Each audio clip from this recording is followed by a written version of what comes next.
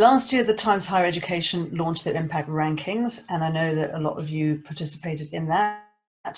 Last year's rankings included 11 of the SDGs. So this year, onward and upward, they're including all 17 of the goals in the rankings. The learnings and feedbacks they've had from this last year have been put into what they're doing again this year to make their scoring more robust. And we've got Duncan, Ross and Laura today telling us about what's changed. And I'm going to pass straight over to Duncan Ross, Times Higher Education Chief Data Officer, and then we'll hear from Laura Tucker, who's the founder and CEO of Vertigo Ventures. So Duncan, over to you if you'd like to share your screen. Good morning, everyone, and hopefully the share is going to work. There we go. Excellent. Perfect. So thank you very much to EAUC for inviting us to run this webinar for you. As Claire has said, we will have hopefully at least 15 minutes towards the end for questions. But if you do want to ask questions, a good mechanism for doing this is to use the chat functionality. Claire will read those out at the end, but also it means that if by any chance we don't get through all of the questions, we'll be able to go over those, and we'll make sure that we provide answers for all those and that those are distributed to this group. So welcome to the briefing. What we hope to cover, an introduction to the ranking and to ourselves and what we've tried to achieve. A little bit on the basics of participation, what you need to do to join, and some detail or some further detail on our scoring approach and how we undertake to understand the evidence that universities are submitting.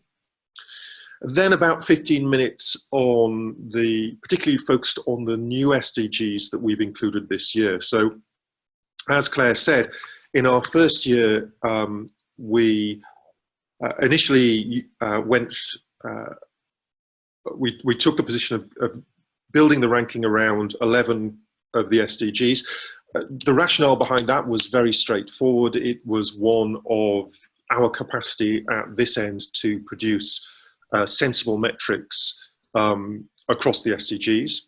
So we chose to focus on 11 initially, but we always had the commitment that we did want to expand this to cover all 17 of the SDGs. Our position, if you like, on that is that we don't think it is appropriate for us to say SDG 5 is more important than SDG 3 is more important, and so on. We genuinely see the SDGs as a group, and how institutions are responding to them is really the focus of the institutions rather than about us deciding that A is more important than B.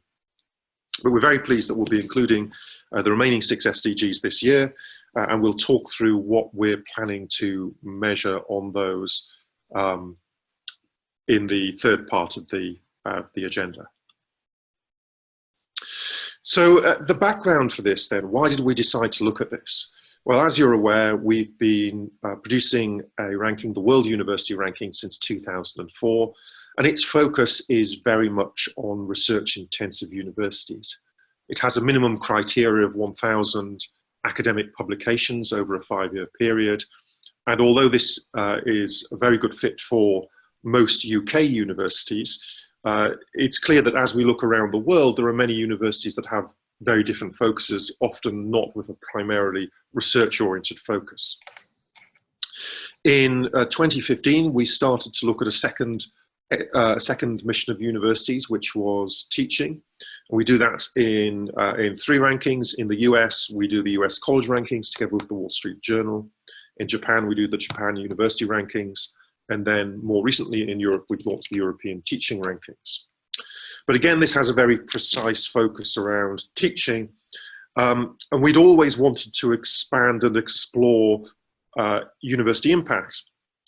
And when we started looking into that area, it became clear to me that the most pressing and broadest way of looking at that was through the perspective of the United Nations Sustainable Development Goals. And so about 2 to 3 years ago, we started to explore how universities might relate to those. And the result of that was our first university impact rankings that were launched this year in Deajeon at KAIST at our Impact Summit. Clearly, as well as producing the rankings, our editorial team are very interested in telling the stories behind that, really, looking at examples of where universities are really leading the world in terms of the impact that they are providing. Hello, good morning. I'm Laura Tucker from Vertigo Ventures. Our mission is to embed impact reporting for a sustainable world, as we believe what gets measured can be managed. We started working with social enterprises and universities about 10 years ago to help them identify, capture, and report their impact through our software impact tracker. And now this methodology is being used by 38 universities across 4 countries to help them understand their impact, and most recently, in their impact in terms of the contribution to the SDGs. As part of our mission as an organization to deliver on that mission, we want to be using that decade of experience that we've acquired, and so we're delighted to be supporting the development of the impact rankings methodology. So Duncan mentioned about how the impact ranking uses the UN SDGs as a framework. I'm sure most people on this call are familiar with more than familiar with the SDGs. They came into force in January 2015 and have been ratified by over 100 plus countries. And so this is really a key reason why this is a suitable framework to use for the impact ranking. It is globally acknowledged as the framework. And what we're looking at here is how each of these 17 SDGs have the series of targets that you may be familiar with within them, which each country at that country level are reporting on to show how they are contributing towards the SDGs each year. And the key acknowledgement from this framework is actually that it's about economic growth, but not at the cost of the environment. And there are 11 years left to achieving these goals and preventing global temperatures exceeding, or trying to minimize them to the 1.5 degree level, which you may be familiar with, which is key for avoiding some permanent damage in things like coral reef ecosystems. So there are really clear targets within each of these SDGs. We have reviewed each of these targets in the context of the global higher education sector to come up with the metrics that the universities could feasibly report on to demonstrate how they're contributing towards that achievement of the SDGs, and how the universities and the role that they're playing already are actually helping to support that. And to that end, there are 4 key aspects in the metrics in the ranking that we're looking for the universities to demonstrate against.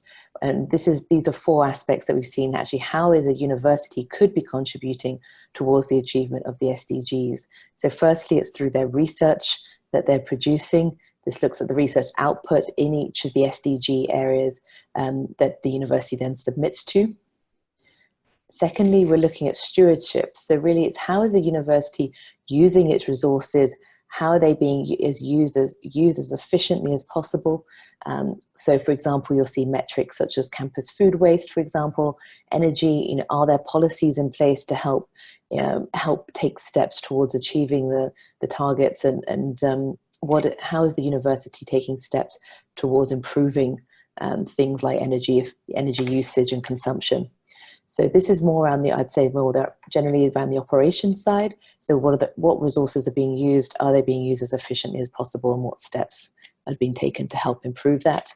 Outreach is very much focused about how the university is using the knowledge and the expertise that it has outside of the campus into the community. So that might be with local governments, for example, local government bodies, for example. It could be around influencing policy.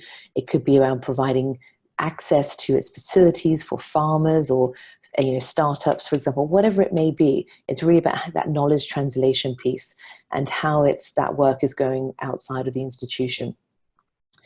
And then teaching. Now this is really new this year in terms of being referenced specifically in SDG 17, where there is a new metric to specifically address this. And I think what's key is that what we've seen and where these 4 aspects have come from is that we see that this is how the universities are already contributing and playing that significant role in addressing the SDGs. So here we've tried to design metrics around these to help encourage the universities to be able to showcase this and the excellent work that they're doing. So for those of you who may be familiar with the participation in the first year, so the inaugural ranking that was, the results were shared in April this year, you may be familiar that there are over 560 universities who participated, which is really phenomenal and fantastic to see such a huge participation from around the world. And here just you can see the sort of geographic spread for where those institutions come from. So a really strong performance by the European universities in terms of participation. And you can see how there was also really good participation, particularly from South America, and even and Australia and New Zealand, actually nearly half the sector participated as well, which was really fantastic. In Asia, that number there is really driven particularly by Japan, where there's actually a very strong mandate in terms of the SDGs from the government there to help reflect, to demonstrate the impact that was happening. So really great participation globally, really reflecting how important these issues are to universities at on the international stage. And when we invited universities to participate, we had a desire to ensure that as many could as possible. So rather than requiring universities to provide data for all 11 SDGs last year, what we asked universities to do was to supply data for SDG 17 plus 3 of the other 10 SDGs. And that was for 2 reasons. The first one, perhaps most importantly, was that we didn't want to have a situation where we were just rewarding universities that had a strong data collection infrastructure. That wouldn't have been appropriate. There are many parts in the world where data collection is not as well embedded as it is, for example, in the United Kingdom. But the second reason was because we were fairly confident that the issues that were important to a university in Staffordshire, for example, would be very different than the issues that were the primary focus of a university in Sao Paulo or a university in Dar es Salaam or a university in Kuala Lumpur. And by allowing universities to select the SDGs that were most relevant to them, we expected to see a different focus around the world. Yeah. So with that in mind, you can see here actually which SDGs that were most frequently submitted to from those 11 that were metrics provided for last year. So no surprising then that actually with 460 of the universities who participated chose to be included in the overall ranking, that you can see goal 17 is the most frequently submitted to there on the end. And you can see how this then changes. So you can see that education is the next most frequently submitted to, and then health closely following behind, and innovation. And that was very much driven by Asia, to be honest, in terms of where they were being submitted to. So this is also the process that will stay this year in terms of that 3+1 model. And I know Duncan's going to go into that in the scoring part as well. Yeah, if we think a little bit about universities from the UK, there were a significant number of universities from the UK who chose to submit to all of the SDGs, who actually made that a target. And one of the other areas where the UK was particularly strong was around SDG 12. There's been a lot of focus in the UK around consumption and production, and that was reflected in the SDGs that universities chose to submit to. And as a university, you don't have to submit, you can submit to even just one SDG if you wish to, and you'll be ranked within that SDG. Absolutely, thank you, Laura. Yeah, so how have universities been using the initiative? Well, the first way is clearly it's a visible way of demonstrating the work that you are doing towards delivering on the SDGs. And it was always our belief that universities were already doing some fantastic work, and often in ways that wasn't necessarily being made very visible. So universities have been able to use the ranking as a way of showcasing what they're doing. We've also seen evidence of universities using this as a way to identify opportunities for cooperation, both with other institutions, but also thinking about governments and non-government organizations.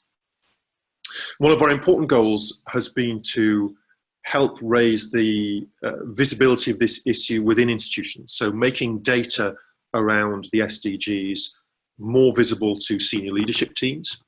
We firmly believe that if data isn't going through the Vice Chancellor's office, it's less likely to be taken as a strategic initiative. And then also we hope in some respects to support universities in changing their behaviours. And we've seen some evidence of this from various parts of the sector where focusing on some of the things we're asking has actually enabled universities to either modify behaviour or be aware of areas where they are either doing fantastic work and can share that with others, or where maybe they have additional work that needs to be done. And one of the very positive things about this from my perspective was that the rankings didn't just throw up the usual suspects. To be honest, if we'd created the impact rankings and at the end of the day Harvard was #1 and MIT was #2, I'd be quite disappointed. There's no reason to believe that those universities aren't doing fantastic things, but my hope was always that we would be able to showcase some excellent work that was being done elsewhere. And here are just some examples of universities who have demonstrated excellent performance, but we might not have expected them to see them in a more conventional university ranking. For example, if we look at SDG number 10, reduced inequalities, University of Johannesburg in South Africa coming in at number 5 was something I was delighted to see. They're a university who've done an enormous amount of work in post-apartheid South Africa. And this generally does reflect some of the excellence they've done in terms of breaking down barriers. Other examples there would be University of Sains in Malaysia. They're doing some really good lifelong learning work. The presence of the Iran University of Medical Sciences, again, Iran not necessarily being a part of the world where we automatically think of excellence in terms of higher education, and they're demonstrating that they are doing excellent work. But moving on and thinking a little bit about participation. So in terms of who can participate, and it's great to see, I think that some of the people on this call their universities or participated last year. So any accredited university that has undergraduates can participate. So there isn't that minimum threshold like there is with the WER, for example. So it's opened up to a wider group of universities. To participate, as we've already mentioned, whilst there are 17 goals, the minimum requirement is for you to submit data to just one of them, and you'll be ranked in that individual SDG. But you are welcome to submit to as many of the SDGs as you would like, as indeed many universities did last year. And then you'll be ranked not only in the individual SDGs, but as long as you submit to goal 17 plus 3 others, you will then be included in the overall impact ranking. So you can submit to as many of the SDGs as you wish. The data submission deadline is set, and we'll go into the timelines at the end, is set for the 3rd of January 2020. This year we'll be collecting institutional data for 2018, and a university year may be a calendar year or it may be seasonal. So some institutions' academic years are different to their financial years, for example. So a year for the purpose of the Times Higher portal, which you may have, if you've already logged into, is where you submit the data. The portal, the year is defined as the calendar year, January to December 2018, or the academic year that ended 2017-18, or the financial year that ended 2018. So these are just some examples. You can choose the most appropriate annual cycle for you to use that best fits your data, but must end in 2018. And whilst we're talking about the portal, we have done some work to try and make use of the portal much more straightforward than it was last year, including, very importantly, the ability to directly upload evidence into the portal. So last year, although we could take URLs for evidence, we weren't able to upload documents. This time we can, and we hope that that makes life a lot simpler for the people amongst you who are actually providing data. In terms of scoring, how do we score the evidence we get in? Well, some of the data is similar to the kind of data we collect with the World University Ranking. It is, for example, the proportion of graduates who graduate in health and related fields. We take two numbers, we create a ratio, we z-score that as we would with any numeric data. However, an important departure in terms of the impact ranking is that we're also looking for evidence of university behaviours. So when we get the evidence, how do we actually evaluate it? Well, we go through a relatively straightforward process. I think at the start it's worth saying that we aren't undertaking a ref-style analysis here. We're not looking at the evidence and trying to grade it precisely. Rather, we take an approach where, firstly, if you tell us you're doing something, we will give you credit for that. So we broadly believe universities. We think universities are trying to tell the truth. If you tell us you're doing something, you get credit. If you then provide the evidence, then we give you additional credit. And we do check that evidence to make sure that it is relevant to the question that's being asked. So if, for example, we're asking a question about a policy on equality for women, and you say you have a policy, great, you get credit for that. You provide a policy, but the policy is generally about equality rather than explicitly mentioning or referencing women, you'll get partial credit but not full credit. We want to link that back to the question that's being asked. When we're thinking about that evidence as well, we don't require you to provide evidence of every single case you are doing. So if we're asking, again, thinking about SDG number 5, where we're talking about gender equality, where we ask for evidence of schemes that support women to progress through academia, you don't need to provide evidence of every single scheme you have in every single department. What we're looking here for is really a single good example that typifies what your university is doing. If you require several documents because, again, thinking of a policy, the policy might be spread in several different documents, that's perfectly okay, but the general rule is a single piece of evidence should ideally be appropriate. The third thing we will give credit for is if the evidence is public. Again, the reason, there is a rationale behind this. The rationale is that if you have evidence in the public domain, then you are standing behind it. And it also means that you can be held to account for it. So if it is, again, our policy on, our notional policy on equality for women, if that policy is public, then your staff, your students, members of the public can ask you how you are living up to that policy. And then the final element is around the recency of evidence. So as Laura said, we're really looking for evidence that relates to the year 2018. For policies, we appreciate that a policy can last for many years. Our approach there is to say we're looking for policies that have either been created or reviewed within the last 5 years. So the policy doesn't need to be particularly recent, but we want evidence that it has been reviewed. By the way, the review doesn't necessarily mean it's been changed. You could review a policy, look at it and say, actually, you know, the policy is still working very well. But that review process is important in terms of ensuring that policies are actually matching up to the current situations. In terms of data, we do ask one additional thing, which is that the data is available to be easily used and for comparisons. And when we refer to open data, we are taking a stricter line than, for example, the ODI does. So here we're talking about data that is essentially machine readable, that you can take it, you can download it, and you can easily compare it to other institutions. So here's an example of some a good piece of evidence. So this was evidence that was supplied around SDG 4, looking at lifelong opportunities. So University of Saint Malaysia provided the evidence. It's online. We can see here it's in their website.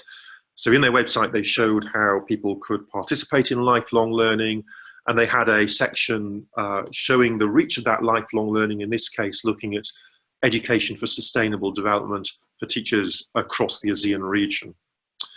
So that's the kind of thing we're looking for. That gets extra credit. It's recent, it is public, and it answers the question that we were asking fairly specifically. I said that we only require universities to submit data for SDG 17 plus 3 of the others in order to be in the overall ranking. So how do we calculate the score for the overall ranking? Well, clearly we can do the calculation within each of the SDGs, and each SDG has between 3 and 6 metrics. One of those is always a research metric based around bibliometrics, and there we get data from our bibliometric partner Elsevier. And that data is based on a keyword search. So Elsevier have been working on a set of keywords which relate to each of the SDGs. And then from that we have 2 or more bibliometric measures. One is typically around quality or reach, and the other one is around volume. They do vary from SDG to SDG. But the overall proportion which is related to research is always going to add up to 27%. It's 7%, 7 out of 26 for each of the 3 SDGs, plus 6% for SDG 17. The keywords that Elsevier have put together, they are working on refreshing those at the moment. We hope those will be released publicly next week. So it would be very helpful if you could take a look at those, or if you were willing to take a look at those. And please do feedback if you feel that those are, can be improved in any way. So we know from the first year that, that for some SDGs, these work very, very well indeed. For others, there is more potential for false positives or false negatives. So when those are published, please do feel free to have a look at them and provide feedback. They should also be linked into SciVal. So any of you who are Elsevier customers and have access to SciVal, they are intending to build those directly into that product. So to create the overall score, we take the highest 3 scoring SDGs for each university plus SDG 17. And looking at that in slightly more detail, here I have 4 universities, A, B, C, and D. If we focus in on University C, we can see that University C has not provided data for SDG 5, that's fine. But we look across the other SDGs that they provided data for, and the 3 highest, which aren't 17, are SDG 3, 4, and 9. And those are all rescaled, by the way, those scores, to ensure that the range across that SDG is the same for each SDG. And we take the 3 that they do best in and add it to their score in SDG 17 to get an overall score. So moving on to the third section of the presentation. And this is really to give you an insight into what we're asking for in terms of the new SDGs. For the existing SDGs, we've made some minor changes. So we have, based on feedback from last year, in a few occasions, we have tightened definitions. A great one that we found out from American universities particularly was that there were some confusions around when healthcare that they were providing under SDG 3 was free or just low cost. So for example, we've tightened that definition up. And we've made 1 or 2 other changes. But let's focus a little bit on the new SDGs and on the changes to SDG 17. So the first of the new SDGs is, or the new in the ranking, is SDG number 1, no poverty. So as I said, all of the SDGs have the research component. Metric 1.2, though, looks at the proportion of students who are receiving financial aid to attend university because of poverty. And when we look at this, we're encouraging universities not just to look at direct support, but also how that support might be necessary to ensure that a person who might be a breadwinner for a family can attend university and not effectively be limited by the family's position. 1.3, we're looking at anti-poverty programs within the university. So targets to admit students from the bottom 2 financial deciles, graduation and completion targets for those students, and providing direct support for those students, and programs to assist them to successfully complete their studies. And then an important factor, particularly for universities in the UK, is not just how they work with our domestic students, but also how we support students from low-income countries particularly. And this is a theme that we see throughout the ranking, is that we often focus, or we often have a partial focus anyway, on lower income countries, and we use the World Bank definition there, not least because it's clear that the impact of climate change, for example, is going to be most significantly felt amongst low income countries. 1.4, we look at anti-poverty programs reaching out more broadly into our communities.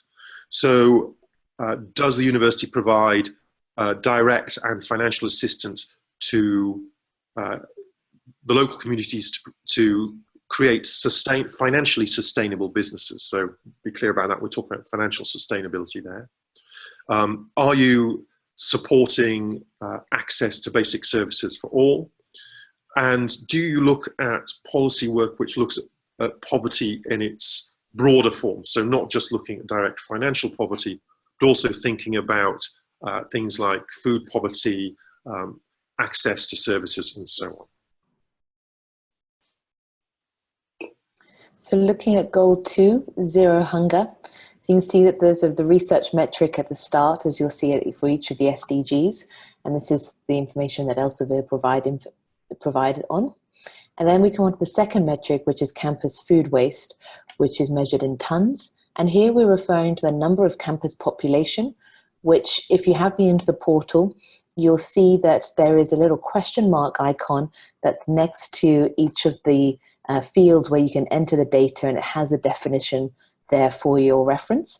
But the number of campus population is defined as the sum of the full-time equivalent number of students and employees. This doesn't include consultants, campus visitors, and or summer school population, for example.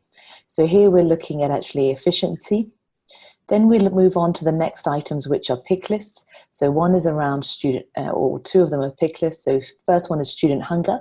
So here it's really looking at how are the universities supporting students during their time at the university, for example, through providing affordable, healthy food options and to staff as well, but also to help ensure that the students are able to stay at that university. And how is the university using its position as a procurer of food to influence that supply chain by providing sustainable food choices itself? 2.4 is looking at the number of graduates. So here is actually how the university is teaching the next generation about sustainable farming practices, which is an essential part of what the goals are trying to achieve. So it looks at those from the relevant agriculture courses. And then the final one is another pick list where we're looking at national hunger. So here is about an example of an outreach metric. So how is the university using its knowledge to support sustainable agriculture outside of the institution? So how is it sharing that knowledge with farmers, food producers, for example? How is it providing access to its facilities, for example? So again, looking at ways in which that the evidence is supporting that knowledge outside of the institution. And here you'll be looking to submit evidence for these different items. SDG number 6, we're looking at provision of clean water and the role of water within the community. So as always, a research element. 6.2 looks at water consumption per person, again with the focus on minimizing water consumption. So here a lower score would be better. And again, as Laura suggested on the previous SDG, we're looking for permanent members of the university community rather than visitors. 6.3 looks at water usage and care, so ensuring that we have processes in place not just for the regular treatment of wastewater, but also for looking at what happens in the hopefully unlikely event of accidents or incidents. If the chemistry lab burns down, for example, do we have mechanisms for ensuring that water off run from firefighting doesn't end up polluting the surrounding landscape? Do we provide free drinking water? for staff and visitors, and two important ones on ensuring that both buildings and landscapes are designed to minimize water usage.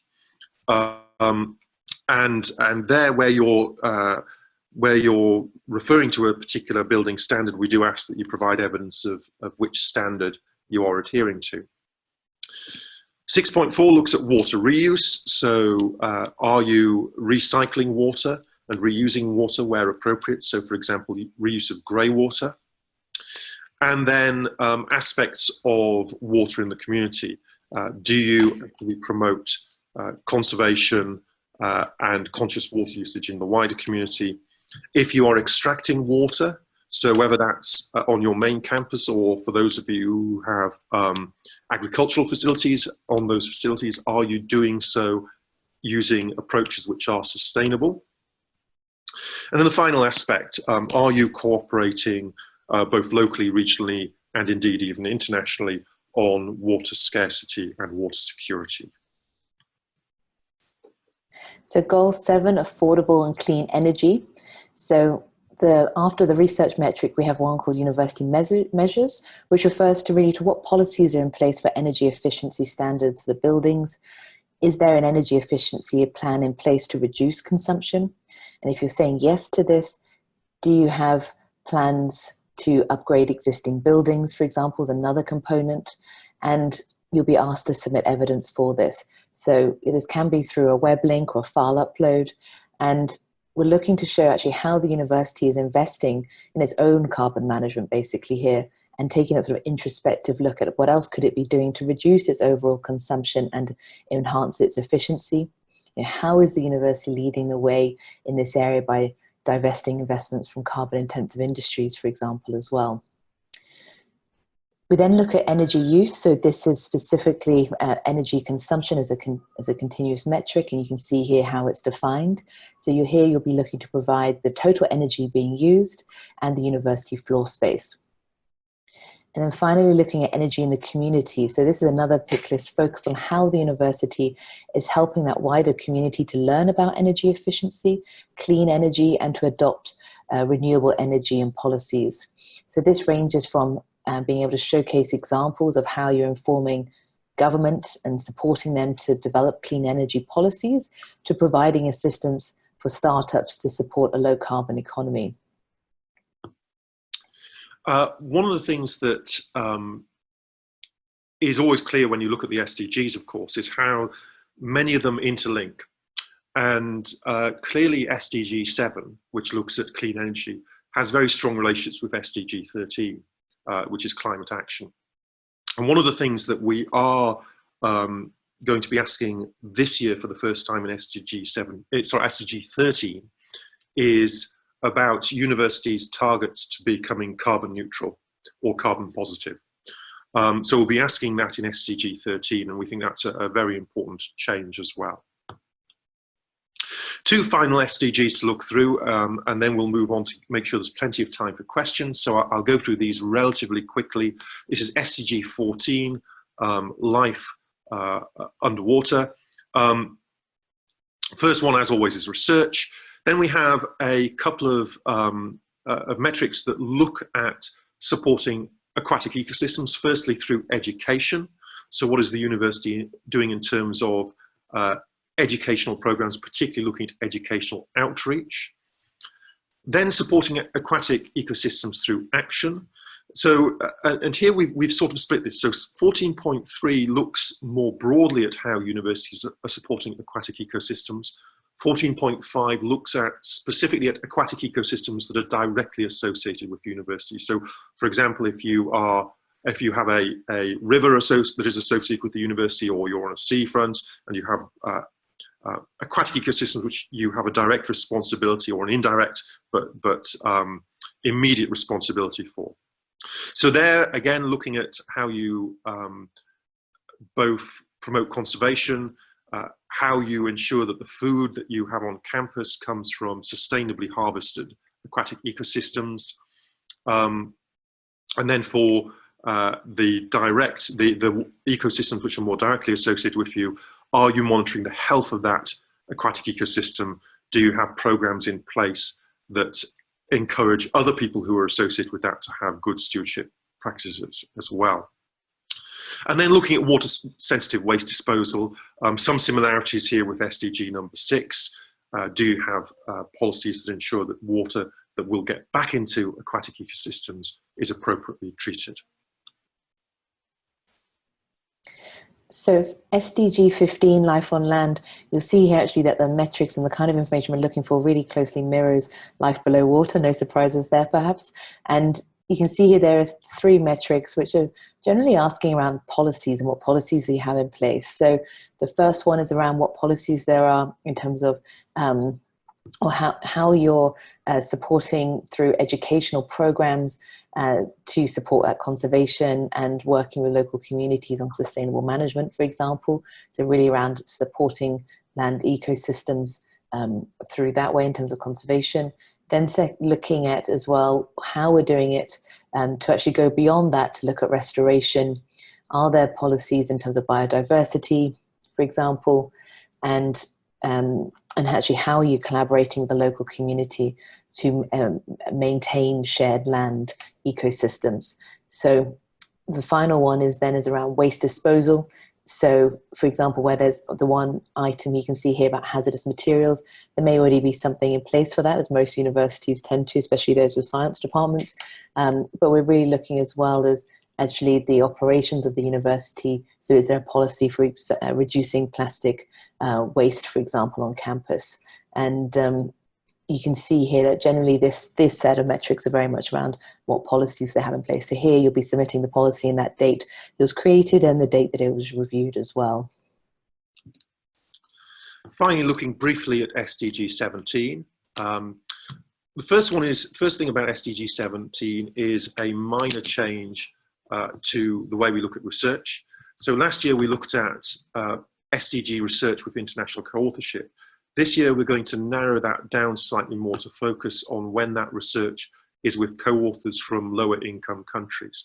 So again, the focus there being on how research is not just into the SDGs, but also how it is supporting lower income countries explicitly.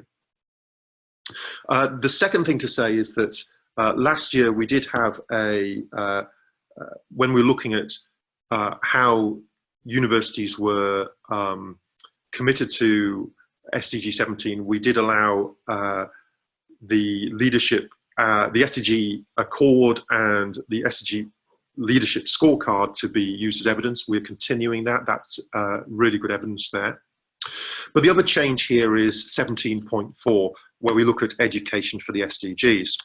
Now, we could have put this within SDG 4. So for those of you who know the SDG documentation, SDG target 4.7 is around education for sustainable development. But because of our approach of allowing universities to select which SDGs they choose to, but this requirement for SDG 17, we thought we would rather put it in here. So how might a university demonstrate a commitment to meaningful education around the SDGs? Well, we're trying not to be prescriptive about this. One of the things that we would absolutely see as evidence of this would be participation in citation. So this is a program for evaluating the degree to which sustainable literacy has been built into your programs. It's a free approach that has come out of the UN Action for Change process. But of course, you may be involved in another international program or a national program, or indeed have defined your own internal programs. The key thing here is that you provide evidence that the university as a whole is committed to this and is moving forwards. In terms of key dates, Laura already mentioned data collection has opened. It opened last week, and data collection will continue until the 3rd of January. Impact rankings themselves will be published on the 23rd of April at our Impact and Innovation Summit at KTH in Sweden. And this is an excellent opportunity for us to open it up for broader questions. There are a couple of things that have come up regularly when we've been talking to universities, so we thought it'd be useful to get those out of the way first. First one, obviously, if I'm submitting data on the same metrics as last year, can you submit the same evidence? And broadly, essentially, if that evidence is still applicable and is still considered, you still consider it the best piece of evidence or an excellent piece of evidence, then by all means.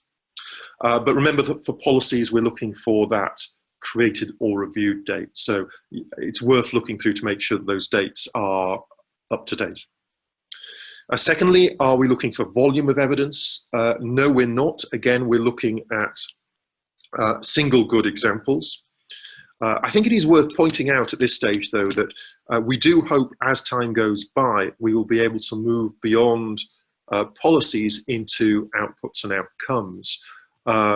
As universities demonstrate, for example, if everyone said that, yes, we have a policy on X, then we would start to ask questions around, well, how are you actually implementing that? What evidence do you have that that has made a positive change? In terms of volume of evidence, no, you don't need to provide a huge range of evidence. One thing we could ask, if your evidence is part of a larger document, if it's possible to indicate where in that document the evidence is, that would be much appreciated. This is typically the case for Spanish universities, for example, where they put all of their policies into a single document that has 200 pages. So ideally, tell us which page it's on. And then the question on the keywords that Elsevier are using. So as I said earlier, they are currently undergoing a revision of the keywords. We hope it's going to be finished by and ready to be published next week, possibly the week after. But as soon as it is, we will ensure that the list is distributed. And so then people will have an opportunity to comment and hopefully improve on that list. So there we go. We've got a couple more slides at the end, but it'd be a great opportunity to take questions or comments. Great, thank you for that. Michelle Brown is saying thank you very much. Question relating to SDG 13, which was not discussed today. Energy from low carbon sources. Does this take into account grid electricity or only on-site generation? No, it does take into account grid electricity as well. So, and that caused some challenges for our Australian participants last year, where the grid, frankly, in Australia is terrible. On the one hand, you don't always have a huge amount of choice about that. On the other hand, we do know that universities can apply pressure and work towards encouraging the electricity suppliers to invest in lower energy, lower carbon energy. So yes, it does include grid electricity as well. Okay, great. When will the metrics be available?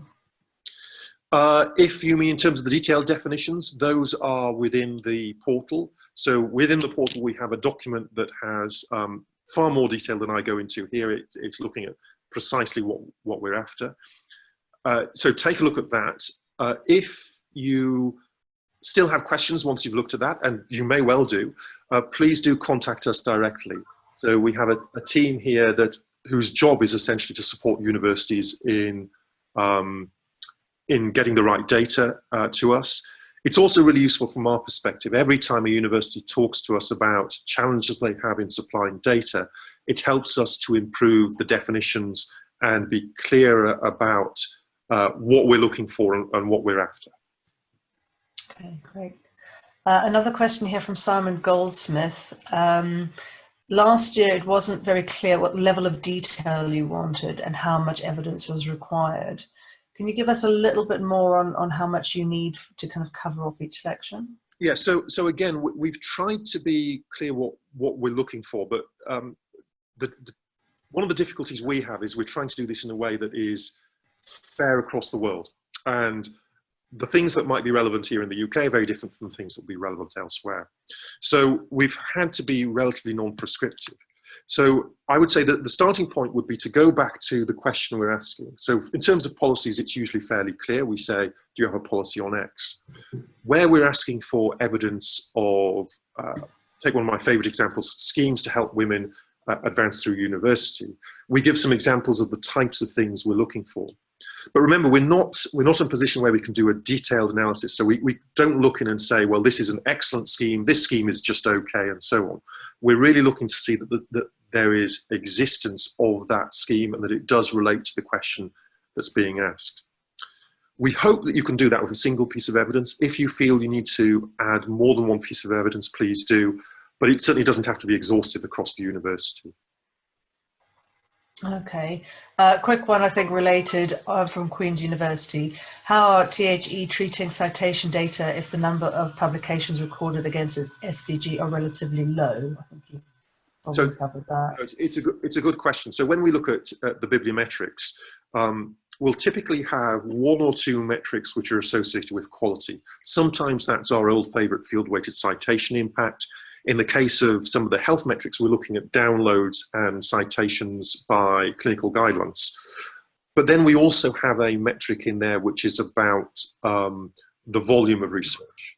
So it's not perfect, but that gives us some balance there. So if you have only a few papers which are very highly cited, although you'll do well in that side, you will score slightly less well in terms of the volume measure. Okay, great. Interesting one from somebody here from Alan Williams. They're an online university, single sector, construction and built environment. There are no physical student campuses. Are they within scope? I don't know. That's a really great question. We do tend to have a bias in our rankings around physical bricks and mortar style education, I must admit. So rather explicitly, can I ask that person to directly email us? I think this is worth thinking about.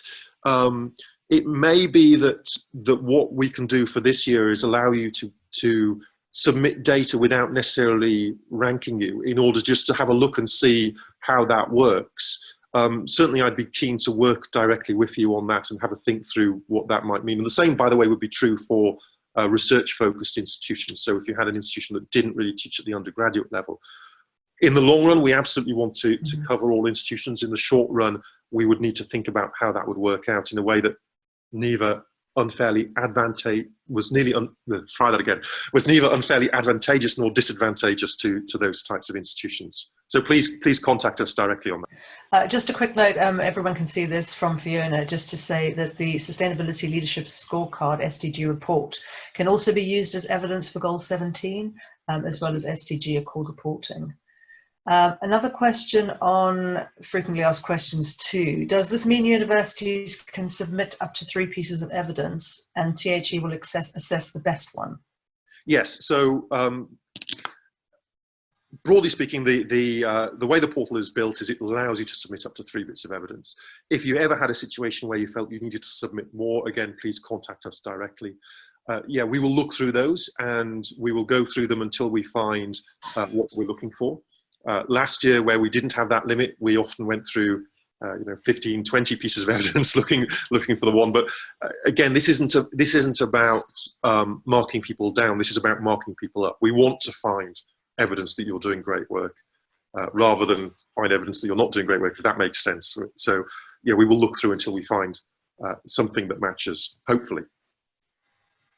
Great. We've got quite a few questions coming in, so I'll do as many as I can. Harriet Matthews asked, you mentioned that data needs to generally be publicly available. Can we clarify on that? Some of the data is very specific, for example, the volume of water collection from rainwater. Is it enough to provide a document where we store this data rather than a publicly available website? So for most of the numeric data elements, we don't require the data to be publicly available. So for volume of water, for example, we're just looking for the amount. Where we are asking for evidence, though, so for example, schemes or policies, that's where we're looking for publicly available information. Now, there are a few exceptions. So when we ask for data and we're talking about, are you publishing targets against the SDGs, there we're looking for publicly available. But again, so if you look through the detailed definitions, it should be clear about what's required to be public and what isn't. Mostly the numerical data isn't. Great. So I realise, Laura, feel free to jump in on any of these that you want to, by the way.